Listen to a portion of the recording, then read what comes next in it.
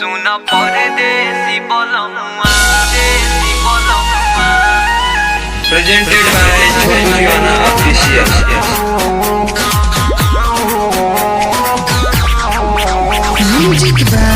Akshat Singh. Presented by Chhojana Official. देसी बोलमुआ देसी बोलमुआ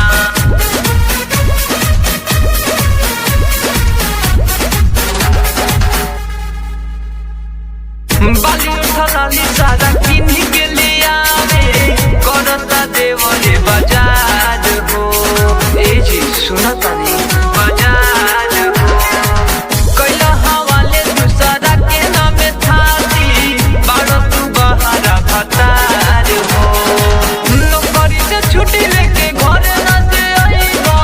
दी जाई तोहरा से टूट सुना परदेसी बोलमुआ खाए के मिली हो तोहरा झूठ सुना परदेसी बोलमुआ देखे गइला देवर के झूठ सुना परदेसी बोलमुआ सुना परदेसी बोलमुआ देसी बोलमुआ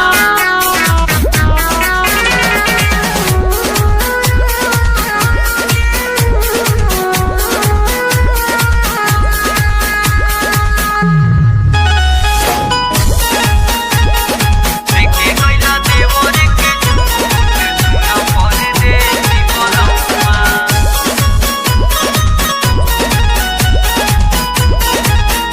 मारे हमारा पलाई कहे बाड़ू भौजी फाई हमरा पूरा कागज पर देवरा कहे चाहे साई ए राजा मारे हमारा पलाई कहे बाड़ू भौजी फाई हमरा पूरा कागज पर देवरा कहे चाहे साई करबो बेर जदि अइला में देर पिया लिहि जवनिया के लूट सुना परदेसी बोलमुआ खाए के मिली हो तोरा झूठ सुना परदेसी बोलमुआ देखे गइला देवर के झूठ सुना परदेसी बोलमुआ सुना परदेसी बोलमुआ देसी बोलमुआ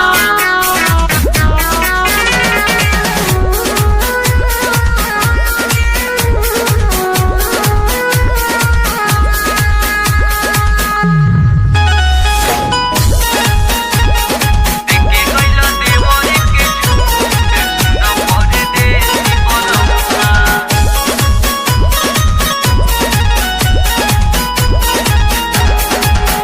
देवरा छोटू दीवाना